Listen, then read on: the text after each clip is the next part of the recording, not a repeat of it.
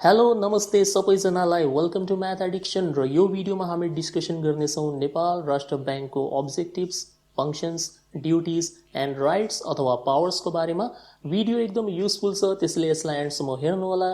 Without wasting much time, let's get started. अगाडि बढ्नुभन्दा पहिला यो भिडियोको कन्टेन्ट के रहेको छ त्यसको बारेमा म तपाईलाई सामान्य जानकारी दिन्छु। सबैभन्दा पहिला हामी हेर्नेछौँ brief introduction of NRB, Nepal Rastra ब्याङ्कको एकदम संक्षिप्त परिचय। त्यस पछाडि हामी हेर्नेछौँ objectives of NRB, Nepal Rastra ब्याङ्कको उद्देश्यहरू, र अन्तिममा हामी हेर्नेछौँ functions, duties and powers of NRB, Nepal Rastra ब्याङ्कको काम, कर्तव्य र अधिकारहरू। So let's start. सबैभन्दा पहिला brief introduction of Nepal Rastra bank, Nepal Rastra ब्याङ्कको एकदम संक्षिप्त परिचय। डिटेल डिस्क्रिप्सन छैन यहाँनिर, एकदम ब्रिफ इन्ट्रोडक्सन छ। अलिकति हामी हिस्टोरिकल कुरा गर्नेछौँ र त्यस पछाडि तपाईँ नेपाल राष्ट्र ब्याङ्कको मिसन र भिजन के रहेको छ त्यसको बारेमा थाहा पाउनुहुन्छ है त। So let's see. ओके, सबैभन्दा पहिलो पोइन्टले के भन्छ, before the establishment of NRB there was only one commercial bank in operation, Nepal bank limited. अब यो त सबैलाई थाहा भएकै कुरा हो। नेपाल राष्ट्र ब्याङ्कको स्थापना हुनुभन्दा पहिला नेपालमा केवल एउटै मात्र कमर्सियल ब्याङ्क थियो जसको नाम थियो Nepal bank limited. So Nepal bank limited भनेको नेपालको प्रथम ब्याङ्क हो है त, फर्स्ट कमर्सियल ब्याङ्क। सेकेन्ड पोइन्टमा, there was very low level of development in domestic financial sector and Nepal had insignificant interaction with the outside world other than India and China. So Nepal Rastra ब्याङ्कको स्थापना हुनुभन्दा पहिला जो नेपालको फाइनेन्सियल सेक्टर थियो त्यो त्यति डेभलप भएको थिएन है, त्यसमा एकदमै न्यून विकास भएको थियो र नेपालको खासै अरू देशहरूसँग त्यति राम्रो इन्टरेक्सन पनि थिएन, इन्डिया र चाइना बाहेक। ठिक, र त्यही भएर नेपालको मार्केटमा त्यो बेलामा इन्डियन करेन्सी चाहिँ बढी चल्थ्यो क्या।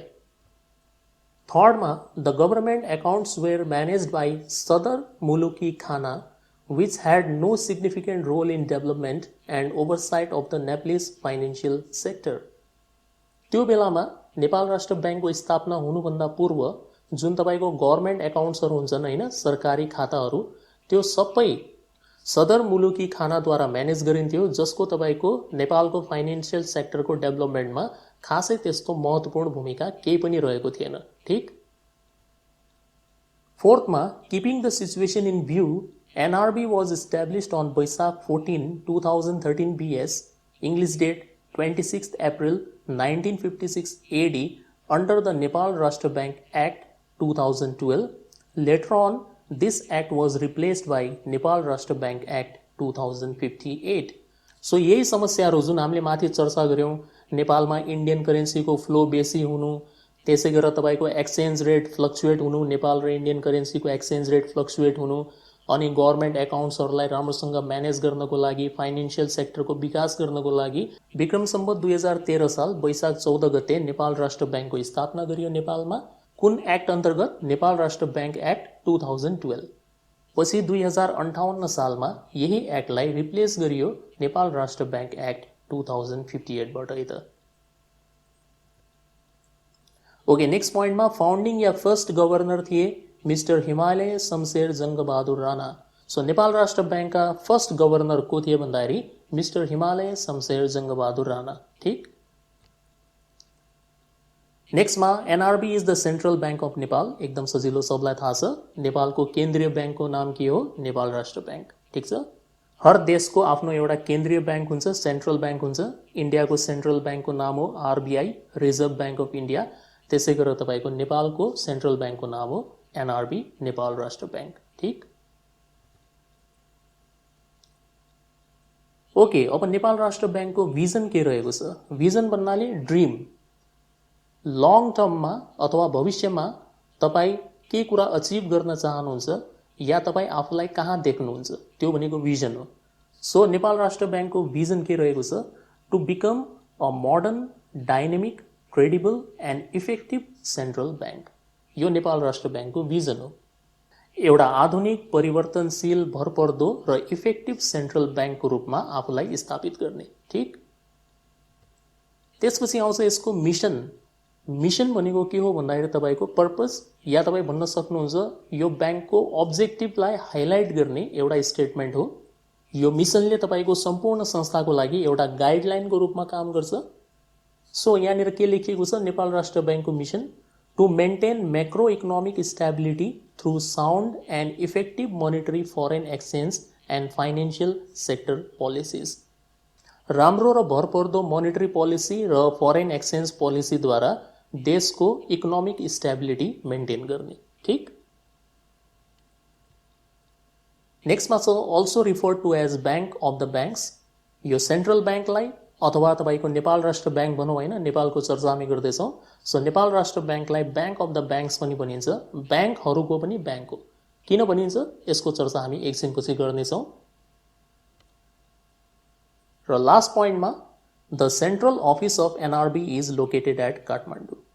यो जुन एनआरबी को सेन्ट्रल अफिस हुन्छ, प्रधान कार्यालय भन्न सक्नुहुन्छ, हेड क्वार्टर भन्न सक्नुहुन्छ, या तपाईँको मेन अफिस भन्न सक्नुहुन्छ, त्यो कहाँनिर स्थित छ, काठमाडौँमा। ठीक छ। सो यो थियो तपाईँको brief introduction of Nepal Rastra bank. कसरी यसको स्थापना भयो होइन, यसको भिजन के हो, मिसन के हो, यसको लोकेसन कहाँनिर छ, यो सबै कुराको बारेमा हामीले सामान्य जानकारी लियौँ। र अब हामी चर्चा गर्छौँ हाम्रो मेन मुद्दाको अब्जेक्टिभ्स के हो, फङ्सन के हो, पावर के हो, सबैको हामी डिटेल डिस्कसन गर्नेछौँ। सो अगाडि बढौँ है त। ओके, सबैभन्दा पहिला objectives of Nepal Rastra bank. Nepal Rastra ब्याङ्कको उद्देश्यहरू के रहेका छन्। ठीक, फर्स्टमा इङ्ग्लिसमा आउनेछ, जसलाई म नेपालीमा एक्सप्लेन गर्नेछु एकदम डिटेलमा, र त्यस पछाडि तपाईँ त्यसलाई नेपालीमा पनि पढ्न सक्नुहुनेछ। सो चिन्ता नलिनु होला, दुईटै भाषामा यहाँनिर सब कुरा एभाइलेबल छ है त। ओके, सबैभन्दा पहिलो यहाँनिर अब्जेक्टिभ रहेको छ to formulate and manage necessary monetary and foreign exchange policies. Monetary policy भन्नाले मौद्रिक नीति भन्छौँ हामी नेपालीमा, र फरेन एक्सचेन्ज पोलिसीको मतलब हुन्छ तपाईँको विदेशी विनिमय नीति। ठीक, अब मोनिटरी पोलिसी किन बनाइन्छ? मोनिटरी पोलिसी बनाइन्छ तपाईँको मार्केटमा मनी सप्लाईलाई कन्ट्रोल गर्नको लागि, इन्फ्लेसनलाई कन्ट्रोल गर्नको लागि, लिक्विडिटी म्यानेज गर्नको लागि, र फाइनेन्शियल स्टेबिलिटी मेन्टेन गर्नको लागि तपाईँको मोनिटरी पोलिसी बनाइन्छ। अनि यो फरेन एक्सचेन्ज पोलिसी चाहिँ किन बनाइन्छ? यो फरेन एक्सचेन्ज पोलिसी तपाईँको इन्टरनेसनल ट्रेडिङ गर्ने बेलामा या इन्टरनेसनल ट्रान्जेक्सन गर्ने बेलामा जुन तपाईँको फरेन करेन्सीको एक्सचेन्ज रेटमा हुने फ्लक्चुएसन हुन्छ होइन, सधैँभरि तपाईँको फरेन एक्सचेन्ज रेट एउटै त हुँदैन नि। आज $1 बराबर सर्टेन नेपाली रुपियाँ होला होइन, भोलिको दिनमा चेन्ज पनि हुन्छ। सो यस्तो किसिमको फ्लक्चुएसनले गर्दाखेरि तपाईँको के हुन्छ भन्दाखेरि इन्टरनेसनल ट्रेडिङमा कहिलेकाहीँ नकारात्मक असर पर्न जान्छ। धेरै फ्लक्चुएट भयो भने त्यसलाई कसरी मिनिमाइज गर्ने त्यो इम्प्याक्टलाई, त्यसको लागि यो फरेन एक्सचेन्ज पोलिसी बनाइन्छ। सो पहिलो अब्जेक्टिभ बुझ्नु भएन, नेपाल राष्ट्र ब्याङ्कको मोनिटरी पोलिसी बनाउने र फरेन एक्सचेन्ज पोलिसी बनाउने र म्यानेज गर्ने। ठीक, दोस्रो नम्बरमा छ to promote and maintain financial stability and liquidity required in banking and financial sector. अब फाइनेन्शियल स्टेबिलिटी भनेको के हो? सपोज तपाईँको वर्ल्डमा दुनियाँमा रिसेसन आयो, इकोनोमिक क्राइसिस आयो, त्यो अवस्थामा पनि यदि कुनै देशको ब्याङ्क्स र फाइनेन्शियल इन्स्टिट्युसन्सहरूले एकदम सजिलैसँग काम गर्न सक्छन्, स्मुथली काम गर्न सक्छन्, खासै त्यस्तो नेगेटिभ असर त्यसमाथि पर्दैन भने त्यो देशको अर्थतन्त्रलाई फाइनेन्शियली स्टेबल भनेर मानिन्छ। ठीक, त्यसको लागि अफकोर्स ब्याङ्क्स र फाइनेन्शियल इन्स्टिट्युसन्सहरूसँग धेरै मात्रामा के हुनुपर्छ, तपाईँको रिजर्भ फन्ड्सहरू हुनुपर्छ है। अनि अर्को कुरा आउँछ तपाईँको लिक्विडिटी, नेपालीमा यसलाई तरलता भनेर भन्ने गरिन्छ। लिक्विडिटी भनेको के हो? कति इजिली तपाईँ कुनै पनि एसेटलाई क्यासमा कन्भर्ट गर्न सक्नुहुन्छ। ठीक, त्यसलाई हामी लिक्विडिटी भनेर भन्ने गर्छौँ। सो ब्याङ्क्स र फाइनेन्शियल इन्स्टिट्युसन्सहरूमा कहिले पनि लिक्विडिटी प्रब्लम नहोस्, कहिले पनि उनीहरूसँग क्यासको सर्टेज नहोस्, यो कुरा इन्स्योर गर्नको लागि नेपाल राष्ट्र ब्याङ्कले के टेक्निक युज गर्छ तपाईँको? क्यास रिजर्भ रेसियो, CRR भनेर भन्ने गर्छौँ हामी। अहिलेको जुन नयाँ मोनिटरी पोलिसी बनेको छ त्यसमा चाहिँ 3% मेन्टेन गर्नुपर्छ भनेर लेखिएको छ होइन। जति पनि तपाईँको ब्याङ्क्समा टोटल डिपोजिट हुन्छ, प्रत्येक ब्याङ्कले आफ्नो टोटल डिपोजिटको 3% नेपाल राष्ट्र ब्याङ्कमा के गर्नुपर्छ? CRR मेन्टेन गर्नुपर्छ। ठीक, थर्डमा छ तपाईँको to develop a secure, healthy and efficient system of payment. अब जसरी तपाईँको टेक्नोलोजिकल डेभलपमेन्ट भइरहेछ होइन, ब्याङ्क्सहरूमा पनि अलग अलग किसिमको टेक्नोलोजी आइरहेछ, इम्प्लिमेन्ट भइरहेछ, जसको कारणले गर्दाखेरि पेमेन्ट अथवा भुक्तानी गर्ने माध्यमहरू, सिस्टमहरू पनि के भइरहेछन्? चेन्ज भइरहेछन्। ठीक, पहिला हामी कसरी पेमेन्ट गर्थ्यौँ, क्यास दिएर या चेक दिएर। ठिक, आजभोलि तपाईँ कुनै इलेक्ट्रोनिक माध्यमद्वारा पेमेन्ट गर्न सक्नुहुन्छ घर बसी बसी। सो एउटा सुरक्षित अथवा सिक्योर्ड, हेल्दी र एफिसियन्ट पेमेन्ट सिस्टम डेभलप गर्ने पनि नेपाल राष्ट्र ब्याङ्कको उद्देश्य रहेको छ। ठिक, फोर्थमा छ to regulate, inspect, supervise and monitor the banking and financial system. देशमा स्थित जति पनि ब्याङ्क्सहरू छन्, फाइनेन्सियल इन्स्टिट्युसन्सहरू छन्, त्यो सबैलाई के गर्ने, तपाईँको इन्स्पेक्सन गर्ने, निरीक्षण गर्ने, सुपरवाइज गर्ने, मोनिटरिङ गर्ने, सहीसँग तिनीहरू काम गरिरहेका छन् वा छैनन्, कसलाई के समस्या छ, कसैमा लिक्विडिटी प्रब्लम त आएन, कसलाई फन्ड चाहिएको छ, लोन चाहिएको छ, त्यो सबै कुरा त्यहाँनिर इन्स्पेक्सन गर्ने काम र उद्देश्य नेपाल राष्ट्र ब्याङ्कको रहेको छ। ठिक, र अन्तिममा छ to promote entire banking and financial system of the country and to enhance its public credibility। देशको पुरै ब्याङ्किङ र फाइनेन्सियल सिस्टमलाई प्रमोट गर्ने या प्रवर्धन गर्ने र ब्याङ्क्सहरूप्रति जनताको जुन क्रेडिबिलिटी छ, विश्वसनीयता छ, त्यसलाई बढाउने, यो उद्देश्य पनि नेपाल राष्ट्र ब्याङ्कको रहेको छ। अब एकदम सजिलो छ हैन, यतिकै पनि याद भइहाल्छ, के टाइम लाग्ने हो र यसमा हैन। मोनेटरी पोलिसी बनाउने, फरेन एक्सचेन्ज पोलिसी बनाउने, फाइनेन्सियल स्टेबिलिटी मेन्टेन गर्ने, लिक्विडिटी मेन्टेन गर्ने, त्यसै गरेर तपाईँको पेमेन्ट सिस्टमलाई बढी सिक्योर, हेल्दी, एफिसियन्ट बनाउने, ब्याङ्किङ र फाइनेन्सियल सिस्टमलाई रेगुलेट गर्ने, इन्स्पेक्ट गर्ने, सुपरवाइज, मोनिटर गर्ने, प्रमोट गर्ने र त्यस पछाडि पब्लिक क्रेडिबिलिटी बढाउने। ठिक, याद भइहाल्छ हैन। अब याद हुन्न भनेपछि यो याद गर्नुहोस्, हेर्नुहोस्, हाउ टु मेमोराइज। अब यस्तै यस्तै टेक्निक्सहरू लगाउनुपर्छ हैन। अब यो नभन्नु होला कि सर यो 5 पोइन्टको लागि यो के बनाउनु भयो, अब मेरो मन लाग्यो बनाइदिएँ मैले। सो यो 5 वटा अब्जेक्टिभ्सहरूलाई कसरी हामी सजिलैसँग याद गर्न सक्छौँ भन्ने कुरा छ यहाँनिर हैन। अब टाइपिङ चाहिँ मैले यहाँनिर इङ्ग्लिसमै गरेको छु, तर पढ्दाखेरि नेपालीवाला फिल आइहाल्छ। हेर्नुहोस्, जुन मनी एक्सको लागि, एक्सको लागिलाई इङ्ग्लिसमा के भन्छ, फर एक्स, फर एक्स। ठिक छ, सो यो भइहाल्यो फरेन एक्सचेन्ज। सेभ गरेर राखेको थिएँ, अब त्यसबाट फाइनेन्सियली स्टेबल बन्छु र लिक्वर पार्टी गर्छु। हुन त दारू सेफ र हेल्दी चिज त होइन, अस्ति झन्डै इन्स्पेक्टरले समातेको, त्यही भएर अब दारूलाई प्रमोट गर्दिनँ। दारू खाएर बोलेको कुरामा पब्लिक क्रेडिबिलिटी अथवा जनताको विश्वास कम हुन्छ। सही कुरा त हो होइन। सो हेर्नुहोस् यहाँनिर यो 5 वटा अब्जेक्टिभ्सहरू कसरी याद गर्न सक्छौँ हामी। जुन मनी एक्सको लागि, सो यो तपाईँको पहिलो अब्जेक्टिभ हो। मनीबाट मोनिटरी पोलिसी भनेर बुझ्नु होला र एक्सको लागिबाट फरेक्स भनेर बुझ्नु होला। फरेक्स भन्नाले फरेन एक्सचेन्ज पोलिसी भनेर बुझ्नुहोस्। ठिक छ, सो पहिलो पोइन्ट केसँग रिलेटेड थियो हाम्रो, मोनेटरी पोलिसी र फरेन एक्सचेन्ज पोलिसीसँग। ठिक, त्यस पछाडि सेभ गरेर राखेको थिएँ, अब त्यसबाट फाइनेन्सियली स्टेबल बन्छु र लिक्वर पार्टी गर्छु। लिक्वरबाट लिक्विडिटी भनेर बुझ्नु होला।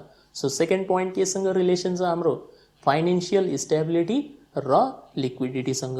ठिक, त्यस पछाडि हुन त दारू सेफ र हेल्दी चिज त होइन, यो थर्ड पोइन्ट हो। थर्ड पोइन्टमा के थियो हाम्रो, safe, healthy, efficient system of payment.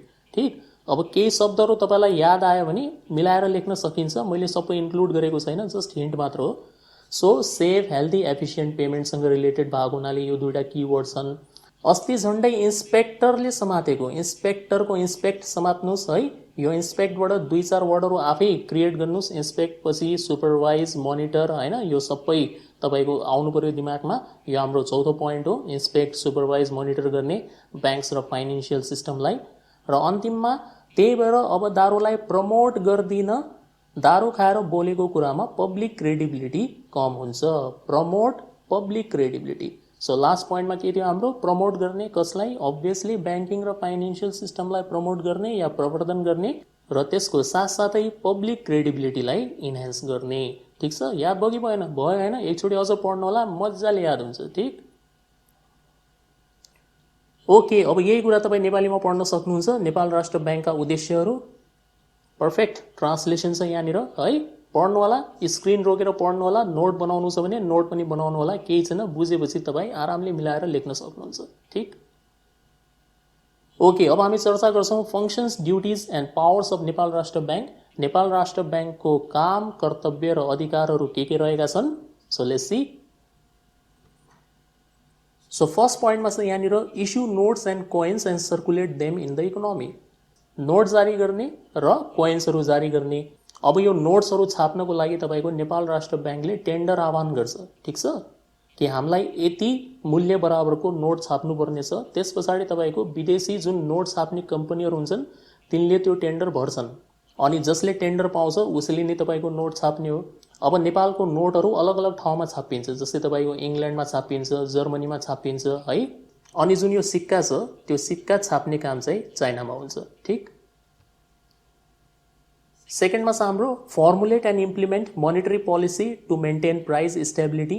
अघि नै हामीले अब्जेक्टिभमा पनि हेऱ्यौँ होइन, त्यही कुरा त हो। यो के नयाँ छ यसमा है, मोनिटरी पोलिसी बनाउने र त्यसलाई कार्यान्वयन गर्ने, इम्प्लिमेन्ट गर्ने है। बनाएर मात्र हुँदैन, इम्प्लिमेन्ट पनि गर्नु पर्यो ताकि इकोनोमीमा, देशको अर्थतन्त्रमा प्राइस स्टेबिलिटी आओस्, ठिक। इन्फ्लेसनलाई कम गर्नको लागि, इन्फ्लेसन आउन दिनु भएन। यदि सबै चिजहरूको मूल्य बढ्न थाल्यो भने त खतम भइहाल्यो त फेरि। सो प्राइसलाई स्टेबल राख्नु पर्यो, डिमान्ड सप्लाईलाई इक्विलिब्रियममा राखेर है। त्यसको लागि तपाईँको मोनिटरी पोलिसी बनाइन्छ। थर्डमा छ formulate and implement foreign exchange policy. यो पनि अगाडि जस्तै हो, फरेन एक्सचेन्ज पोलिसी बनाउने र त्यसलाई कार्यान्वयन गर्ने। चौथोमा छ determine the system of foreign exchange rate. यो फरेन एक्सचेन्ज रेटको सिस्टम के हुने त्यसलाई डिटरमाइन गर्ने। यस अन्तर्गत जेनरली तपाईँको बाइङ र सेलिङ प्राइसेसहरू हुन्छन् होइन, फरेन करेन्सिजहरूको बाइङ र सेलिङ प्राइसेसहरू, त्यो कुरा डिटरमाइन गरिन्छ है। जस्तै किन्ने मूल्य फरक हुन्छ र बेच्ने मूल्य फरक हुन्छ। कहिले पनि तपाईँले फरेन एक्सचेन्ज रेट हेर्नुभयो, एनआरबीको साइटमा गएर हेर्नु होला, त्यहाँनिर तपाईँको बाइङ प्राइस, सेलिङ प्राइस यो कुरा लेखिएको हुन्छ। सो त्यो कसरी डिटरमाइन गर्ने त्यो पनि तपाईँको एउटा काम हो र ड्युटी हो नेपाल राष्ट्र ब्याङ्कको, ठिक। नेक्स्टमा छ 5औं नम्बरमा manage and operate foreign exchange reserve.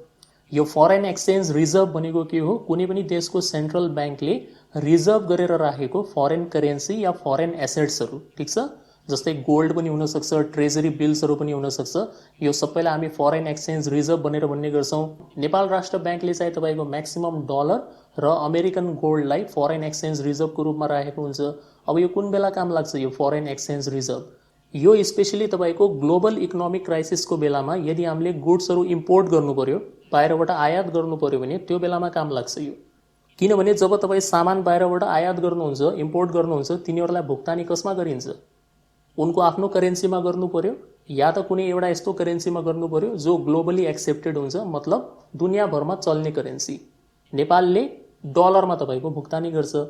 So यदि ब्याङ्कले फरेन एक्सचेन्ज रिजर्भ नै मेन्टेन गरेको छैन भनेपछि कसरी भुक्तानी गर्ला त, ठिक।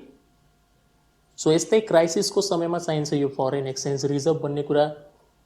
एउटा रिपोर्ट अनुसार जुलाई 2020मा नेपालको फरेन एक्सचेन्ज रिजर्भ चाहिँ 10.2 बिलियन US डलर पुगेको छ। त राम्रो न्युज हो। नेक्स्टमा छ हाम्रो issue licence to commercial banks and financial institutions and regulate, inspect, supervise and monitor them. Commercial ब्याङ्क्सहरूलाई लाइसेन्स इस्यु गर्ने, इजाजत पत्र है, काम गर्नको लागि इजाजत पत्र त दिनु पर्यो नि है। बाइक चलाउन लागि लाइसेन्स चाहिन्न र तपाईँलाई? हुन त कोही बिना लाइसेन्स पनि चलाउँछन् होइन, तर पछि यदि समात्यो भने जरिमाना पनि तिर्नुपर्ने हुन्छ नि त है। सो ब्याङ्क्स र फाइनेन्सियल इन्स्टिट्युसन्सहरूले लाइसेन्स प्राप्त गर्नुपर्छ सबैभन्दा पहिला। सो लाइसेन्स जारी गर्ने काम पनि कसको हो? नेपाल राष्ट्र ब्याङ्कको। र त्यस पछाडि रेगुलेट गर्ने, इन्स्पेक्ट गर्ने, सुपरवाइज गर्ने, मोनिटर गर्ने काम ठिक तरिकाले गरिरहेको छन् वा छैनन्, सब कुराको इन्स्पेक्सन गर्ने काम पनि कसको हुन्छ? नेपाल राष्ट्र ब्याङ्कको, ठिक। नेक्स्टमा छ हाम्रो act as banker, agent, financial advisor of the government of Nepal. Nepal सरकारको लागि ब्याङ्करको रूपमा काम गर्ने। यसको अर्थ हुन्छ एउटा सामान्य नागरिकलाई जुन प्रकारको सेवा ब्याङ्कले प्रदान गर्छ त्यस्तै टाइपको सेवा सरकारलाई प्रदान गर्नको लागि यो नेपाल राष्ट्र ब्याङ्कले काम गर्छ, ठिक। नेपाल सरकारको ब्याङ्क एकाउन्ट कहाँनिर हुन्छ?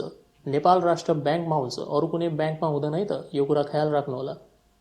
अनि नेपाल राष्ट्र ब्याङ्कले एजेन्टको रूपमा पनि काम गर्छ नेपाल सरकारको। एजेन्टको रूपमा के काम गर्छ यसले? नेपाल सरकारको बिहाफमा पेमेन्ट गर्ने, कुनै इन्टरनेसनल अर्गनाइजेसन या बाहिरको देशले लोन दिएको छ भने त्यसलाई पेमेन्ट गर्ने जिम्मेवारी, डिपोजिट्सहरू मेन्टेन गर्ने, सरकारको तर्फबाट ट्याक्स पे गर्ने, यो सबै काम एज अ एजेन्टको रूपमा नेपाल राष्ट्र ब्याङ्कले गर्छ।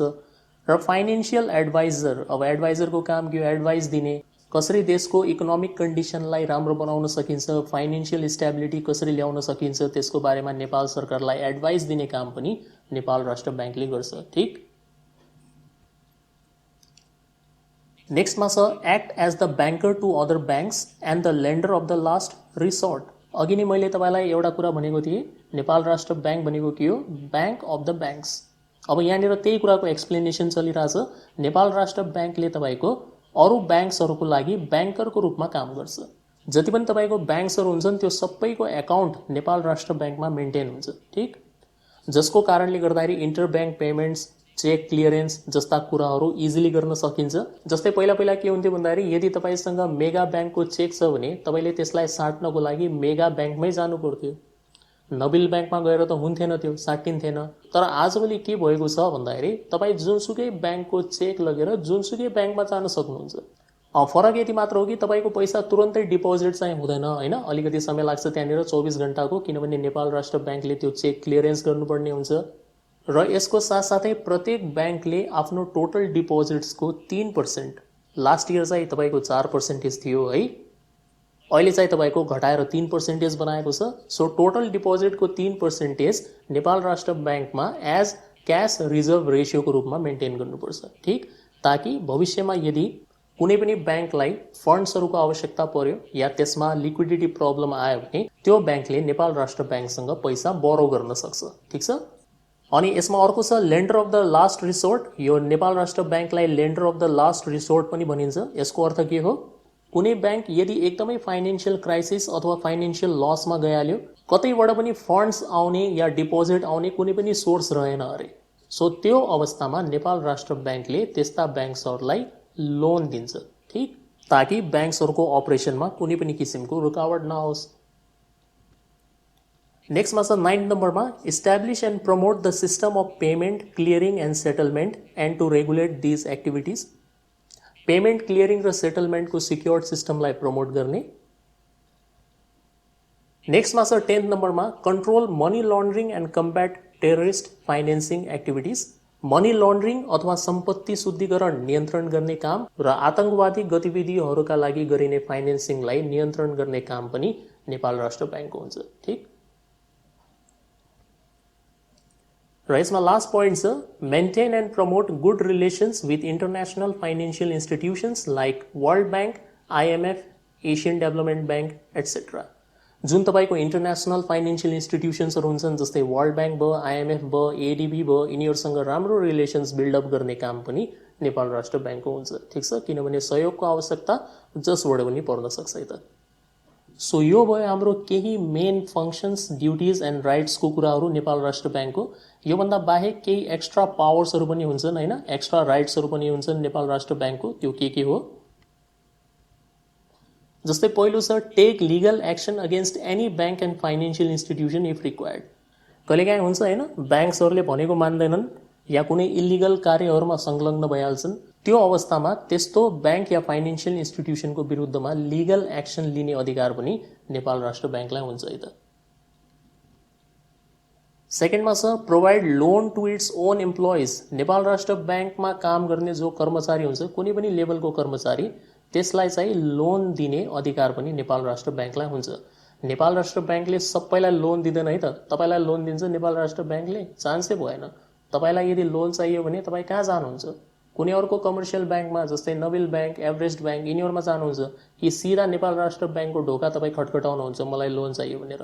दिँदैन। ठिक छ, तर उसले आफ्नो कर्मचारीलाई लोन दिने अधिकार चाहिँ नेपाल राष्ट्र ब्याङ्कलाई हुन्छ। ठिक, थर्डमा आउँछ in case of recovering loan Nepal Rastra bank has prior right of security over cash deposited in borrower's account or any movable or immovable property in the name of borrower. अब एम्प्लोइलाई लोन त दियो, मान्नुहोस् त्यो एम्प्लोइले लोन फिर्ता गर्न सकेन या फिर्ता गर्ने नियत राखेन भने के गर्ने? त्यो अवस्थामा यदि त्यो एम्प्लोइको कुनै पनि अर्को ब्याङ्कमा खाता छ होइन, नेपाल राष्ट्र ब्याङ्कलाई त सब थाहा हुन्छ नि त होइन, कसको कहाँनिर खाता छ भन्ने कुरा। सो यदि त्यो एम्प्लोइको कुनै अर्को ब्याङ्कमा खाता छ जहाँनिर उसले कुनै सिक्योरिटी राखेको छ, क्यास राखेको होला या अरू केही चिज राखेको होला, त्यसमाथि अग्र अधिकार, प्रायर राइट कसको हुन्छ? नेपाल राष्ट्र ब्याङ्कको हुन्छ। ठिक, र लास्ट पोइन्टमा Nepal Rashtra Bank can recover its loan by taking into its custody the cash or movable or immovable property having its prior right and selling such property. So Nepal राष्ट्र ब्याङ्कले के गर्न सक्छ भन्दाखेरि आफ्नो लोनलाई रिकभर गर्न सक्छ. कसरी? त्यसको क्याशलाई नियन्त्रणमा लिएर या त्यसको नाममा रहेको कुनै पनि चल या अचल सम्पत्तिलाई बिक्री गरेर नेपाल राष्ट्र ब्याङ्कले आफ्नो लोन रिकभर गर्न सक्छ. है त यो उसको अधिकारको कुरा हो. सो बुझ्नु पनि हैन कुरा. लिगल एक्सन लिने यदि ब्याङ्क्सहरूले कुनै किसिमको फ्रडहरू गर्यो भने ठिक, अनि आफ्नो एम्प्लोइलाई लोन दिने, अब लोन चुक्ता गर्न सकेन भने कसरी वसुल्ने त, त्यसको चर्चा यहाँनिर गरिएको छ. अब जुन मैले तपाईँलाई सुरुमा त्यो मेन 11 वटा फङ्सन्स, ड्युटिज एन्ड पावर्सहरू देखाएँ होइन, त्यसलाई याद कसरी गर्न सकिन्छ हेर्नुहोस् त. सर्ट तरिका, गाना जस्तै फिल आउनु पर्यो है त, ऱ्याप सङ. गर नोट जारी, बनाऊ मोनेटरी पोलिसी भारी भारी, आफ्नो देशको पैसाले पुगेन भने बनाऊ विदेशी एक्सचेन्जको नीति, निर्धारण गर एक्सचेन्ज रेट अनि चलाऊ रिजर्भ जति, नयाँ ब्याङ्कलाई लाइसेन्स देऊ, निरीक्षण गर, सरकारको एजेन्ट बनेर सल्लाहकारको जिम्मेवारी वहन गर, टाँट पल्टिने अवस्थामा ब्याङ्क्सलाई देऊ सहयोग, भुक्तानी क्लियरिङ र हिसाब मिलानमा लाग्नु भएन कुनै रोक, सम्पत्ति शुद्धिकरण गर नियन्त्रण, विदेशी संस्थाहरूसँग राम्रो बनाऊ रिलेसन. ल हेर्नुहोस् त 11 वटा पोइन्ट यहीँबाट म तपाईँलाई बताउँछु. ठिक छ. गर नोट जारी मतलब पहिलो तपाईँको फङ्सन्स, ड्युटी या पावर जे भन्नुहोस् होइन, के थियो त्यो? Issue note and coin. ठिक, गर नोट जारी. सेकेन्डमा के थियो? बनाऊ मोनेटरी पोलिसी. मोनेटरी पोलिसी बनाउने, इम्प्लिमेन्ट गर्ने. त्यसपछि छ आफ्नो देशको पैसाले पुगेन भने बनाऊ विदेशी एक्सचेन्जको नीति. विदेशी एक्सचेन्जको नीति भन्नाले के हो? फरेन एक्सचेन्ज पोलिसी बनाउने. ठिक, निर्धारण गर एक्सचेन्ज रेट अनि चलाऊ रिजर्भ जति. यो चौथो र पाँचौँ सँगै हो. चौथोमा के थियो? फरेन एक्सचेन्ज रेट निर्धारण गर्ने, डिटरमाइन गर्ने, र पाँचौँमा के थियो? फरेन एक्सचेन्ज रिजर्भलाई अपरेट गर्ने, म्यानेज गर्ने. ठिक, त्यस पछाडि नेक्स्टमा नयाँ ब्याङ्कलाई लाइसेन्स देऊ, इस्यु लाइसेन्स, राइट. निरीक्षण गर, निरीक्षण गरको मतलब सुपरवाइज गर, मोनिटर गर, कन्ट्रोल गर, रेगुलेट गर, सब. ठिक, त्यस पछाडि नेक्स्टमा थियो सरकारको एजेन्ट बनेर सल्लाहकारको जिम्मेवारी वहन गर. यसको मतलब हुन्छ act as banker, agent and advisor to the government of Nepal. त्यस पछाडि टाँट पल्टिने अवस्थामा ब्याङ्क्सलाई देऊ सहयोग, लेन्डर अफ लास्ट रिजोर्ट. ठिक, भुक्तानी, पेमेन्ट, क्लियरिङ र हिसाब मिलान भन्नाले सेटलमेन्टमा लाग्नु भएन कुनै रोक. एकदम सिक्योर्ड सिस्टम बिल्डअप गर्नु पर्यो, कुनै पनि किसिमको समस्या त्यसमा आउनु भएन यो कुराहरूमा. सम्पत्ति शुद्धिकरण भन्नाले मनी लन्ड्रिङलाई कन्ट्रोल गर्ने, नियन्त्रण गर्ने, र विदेशी संस्थाहरू जस्तै तपाईँको आइएमएफ भयो, एडिबी भयो, यिनीहरूसँग राम्रो रिलेसन बनाउने. यो सबै तपाईँको के हुन्? काम, कर्तव्य र अधिकार हुन् नेपाल राष्ट्र ब्याङ्कको. ठिक, अब योभन्दा बाहेक जुन 4 वटा एक्स्ट्रा मैले तपाईँलाई देखाएँ त्यहाँनिर राइट्स है, त्यसको मैले बनाएको छैन यहाँनिर. त्यो त एकदम सजिलो कुरा छ, यत्तिकै याद भइहाल्छ. मेन जुन 11 वटा छन् त्यसलाई कसरी याद गर्ने त्यसको बारेमा एउटा सानो टेक्निक हो. अब यो इजी लाग्यो भने याद गर्नु होला, नत्र केही छैन. तपाईँ त्यो 11 वटा पोइन्ट्सलाई पनि लर्न गर्न सक्नुहुन्छ, नो प्रब्लम. ठिक, अब यही काम, कर्तव्य र अधिकारहरूलाई तपाईँ नेपालीमा पढ्न सक्नुहुन्छ. सो यहाँनिर लेखिएको छ, यो पढ्नु होला स्क्रिन रोकेर.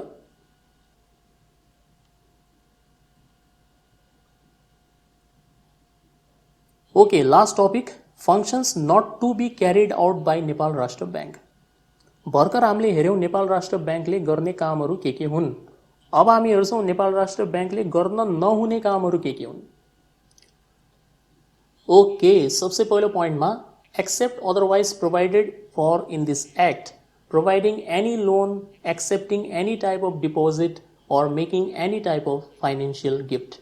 यो नेपाल राष्ट्र ब्याङ्क एक्ट 2058 मा मेन्सन गरिएको बाहेक कुनै पनि प्रकारको लोन दिन या कुनै पनि प्रकारको डिपोजिट एक्सेप्ट गर्न या कुनै पनि प्रकारको फाइनेन्सियल गिफ्ट दिन मनाइ छ नेपाल राष्ट्र ब्याङ्कलाई. ठिक, फाइनेन्सियल गिफ्ट भन्नाले तपाईँ एक प्रकारको डोनेसन बुझ्न सक्नुहुन्छ. कसैलाई पनि आफ्नो मर्जीले डोनेसन दिन मिल्दैन, अनुदान दिन मिल्दैन नेपाल राष्ट्र ब्याङ्कले. ठिक, सेकेन्डमा purchasing shares of any commercial bank, financial institution, public corporation और अ कम्पनी. कुनै पनि कमर्सियल ब्याङ्कको, फाइनेन्सियल इन्स्टिट्युसनको, पब्लिक कर्पोरेसनको या कुनै कम्पनीको सेयर किन्न मनाइ छ नेपाल राष्ट्र ब्याङ्कलाई. सेयर किन्न पाउँदैन. ठिक, थर्डमा छ acquiring any type of proprietary right in any financial commercial agricultural industrial or other institution. कुनै पनि वित्तीय वाणिज्य उद्योग कृषिसँग सम्बन्धित कुनै पनि उद्योग या अरू कुनै फाइनेन्शियल इन्स्टिट्युसनको स्वामित्व वा ओनरसिप नेपाल राष्ट्र ब्याङ्कले लिन पाउँदैन। नेक्स्टमा छ carrying out any type of business. कुनै पनि किसिमको व्यापार व्यवसाय नेपाल राष्ट्र ब्याङ्कले सञ्चालन गर्न पाउँदैन। अब नेपाल राष्ट्र ब्याङ्कसँग त तपाईँको अर्बौँ खर्बौँ रुपियाँ हुन्छ होइन, पाउने भइदिया भए त अहिलेसम्म के बिजनेस फैलाइसकेका हुन्थ्यो, तर मिल्दैन किनभने एक्टले पर्मिसन दिँदैन। ठिक। र लास्टमा छ acquiring right over movable and immovable property by way of purchase lease or in any manner whatsoever provided that the bank may acquire such property as required for carrying out its functions or for achieving its objectives। यसको मतलब हुन्छ खरिद गरेर या भाडामा लिएर या कुनै अर्को तरिकाबाट कुनै पनि प्रकारको तपाईको चल या अचल सम्पत्तिमाथि अधिकार नेपाल राष्ट्र ब्याङ्कले लिन पाउँदैन। तर एउटा यस्तो प्रपर्टी जसले नेपाल राष्ट्र ब्याङ्कको फङ्सन्सलाई या अब्जेक्टिभ्सलाई अक्वायर गर्नमा या अचिभ गर्नमा सहायता पुर्याउँछ, त्यस्तो टाइपको प्रपर्टीलाई किन्ने अधिकार चाहिँ नेपाल राष्ट्र ब्याङ्कलाई हुन्छ है त। सो बुझ्नु भएन के काम गर्नुहुन्न यहाँनिर। ल अब यसलाई हामी ऱ्याप सङमा सुन्छौँ। ल हेर्नुहोस्, ऐनमा तोकिएको बाहेक नदेऊ कुनै लोन, नकिन कसैको सेयर जानी जानी, नजमाऊ कसैमाथि स्वामित्व, नगर कुनै व्यापारमा लगानी, नगर खरिद न भाडामा ल्याऊ कसैको सम्पत्ति, यदि यस्तो गर्यो भने हुन्छ ठुलो त्रुटि। सो यही हो नेपाल राष्ट्र ब्याङ्कले नगर्न हुने कामहरू। नदेऊ कुनै लोन, ऐनमा लेखिएको बाहेक कुनै पनि प्रकारको लोन कसैलाई नदेऊ, यो थियो पहिलो काम जो गर्नुहुन्न नेपाल राष्ट्र ब्याङ्कले। दोस्रो थियो सेयर नकिन जानी जानी कसैको पनि, कुनै पनि commercial bank, financial institutions, public corporation या कम्पनीको सेयर नकिन्नु। थर्डमा थियो नजमाऊ कसैमाथि स्वामित्व, कुनै पनि फाइनेन्शियल कमर्सियल एग्रिकल्चरल या इन्डस्ट्रियल संस्थामाथि आफ्नो स्वामित्व नजमाऊ। नेक्स्टमा नगर कुनै व्यापारमा लगानी, कुनै पनि बिजनेसमा इन्भेस्ट नगर, मतलब बिजनेस सञ्चालन नगर, नगर खरिद न भाडामा ल्याऊ कसैको सम्पत्ति, कुनै पनि प्रकारको चल या अचल सम्पत्तिलाई लिज या भाडामा नल्याऊ, न खरिद गर। सो यही कुराहरू हुन् जो त्यहाँनिर लेखिएको छ। अब यहाँनिर अलिकति सानो भएन, त्यहाँनिर अलिकति डिटेलमा एक्सप्लेन गरिएको छ, तर केही छैन, की पोइन्ट्सहरू याद भएपछि आरामले मिलाएर लेख्न सकिन्छ। ठिक, शब्द बाई शब्द त्यहाँ चेक गर्नेवाला पनि कोही बस्याउनु नै त। ओके, अब यही कुरालाई तपाईँ नेपालीमा पढ्न सक्नुहुन्छ, नेपाल राष्ट्र ब्याङ्कले गर्न नहुने कामहरू।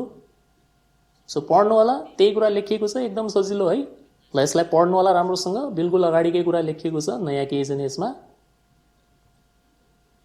ओके, यो भिडियोमा यति नै। होप यसमा एक्सप्लेन गरिएको सबै कुरा तपाईँले राम्रोसँग बुझ्नुभएको होला। यदि यो भिडियो मन परेको छ भने लाइक र सेयर पक्कै पनि गर्नुहोस् र मेरो युट्युब च्यानल म्याथ एडिक्सनलाई सब्सक्राइब गर्न चाहिँ नभुल्नु होला।